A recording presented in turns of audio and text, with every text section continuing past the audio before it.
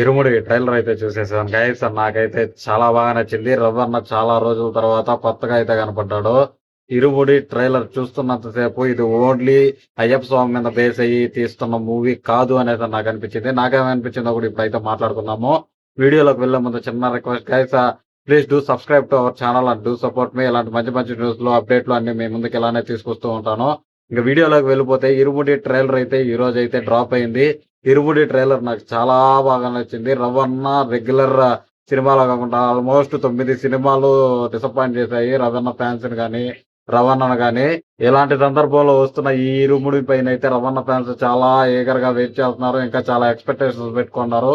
Trailer చూస్తున్నంత సేపు ఆ emotion చాలా బాగా కనెక్ట్ అయింది. ఇంకా హీరోకి అంటే మన రవితేజ అన్న క్యారెక్టర్ కి వాళ్ళ కూతురికి మధ్య ఉన్న బాండింగ్ కూడా చాలా బాగా కన్వే అయింది.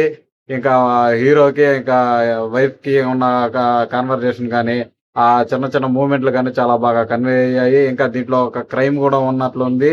స్కూల్లో జరుగుతున్న దారుణాలు ఏవైతే ఉన్నాయో, ఇంకా ఊర్లో ఉన్న పిల్లలకి జరుగుతున్న దారుణాలు ఏవైతే ఉన్నాయో వాటిని అడ్డుకునే దానికి రవణ అయితే ఇంకొక రూపం ఎత్తుకుంటున్నాడు. ఇంకా ఈ ముందుకి బానిస అయిపోయిన రవణ క్యారెక్టరైజేషన్ కానీ, ఇంకా స్వామి మాల 41 రోజులు తన కూతురు కోసం ఏ విధంగా అయితే ఉంటాడు అని చెప్పే విధానం కానీ ఇవన్నీ నాకు చాలా బాగా నచ్చాయి. మెయిన్ గా రవణ క్యారెక్టరైజేషన్ అయితే బాగా డెప్త్ గా ఉంటుందేమో మూవీలో అన్నంత ఫీలింగ్ అయితే నాకు వచ్చింది గైస్. కాకపోతే నాకు నచ్చని పాయింట్ ఏంటంటే ఇంకా కొంచెం రస్టిక్ గా ఉంటే బాగుంది రవణ. రవణ్ ఇంకా కూడా క్యూట్ గానే కనపడుతూ ఉన్నాడు ట్రైలర్ లో. అంత క్యూట్ గా ఉండాల్సిన అవసరం లేదనేసి అనిపించింది. ఎందుకంటే ఇది ఒక విలేజ్ బ్యాక్ డ్రాప్ లో జరుగుతున్న మూవీ కాబట్టి మనకి అంత విలేజ్ లో ఉన్నటువంటి ఒక ఆ పని చేసుకునే ఆటో డ్రైవర్ గా అయితే కనపడుతూ ఉన్నాడు ట్రైలర్ లో. ఆటో డ్రైవర్ అయితే కొంచెం రాన్ గా రస్టిక్ గా అంటే కొంచెం బ్లాక్ గా ఆ విధంగా ఉంటే బాగుంటది. రవణ చాలా బాగా అందంగానే కనపడుతూ ఉన్నాడు ట్రైలర్ మొత్తంలో. అది కొంచెం డిసప్పాయింట్ చేసింది. ఇంకా హీరో క్యారెక్టరైజేషన్ మాలేసుకున్న తర్వాత ఏం జరగబోతున్నది అనేసి అని కూడా మనకి చూపిపోతున్నారు అనేసి అని నాకైతే అనిపించింది. ఇంకా మూవీలో చాలా డెప్త్ ఉన్నది అనేసి అని నాకు అనిపించింది. ఇంకా ట్రైలర్ లాంచ్ ఈవెంట్ కూడా కంప్లీట్ గా వాచ్ చేసి ట్రైలర్ లాంచ్ ఈవెంట్ అయిపోయిన తర్వాత అయితే ఈ వీడియో చేస్తున్నాను.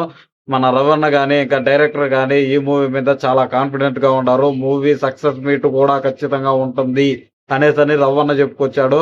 దీంతో మూవీ టీము ఈ మూవీ మీద చాలా కాన్ఫిడెంట్ గా ఉండాలనేసి మనకైతే క్లారిటీగా క్లియర్ గా అర్థం అవుతుంది గైస్.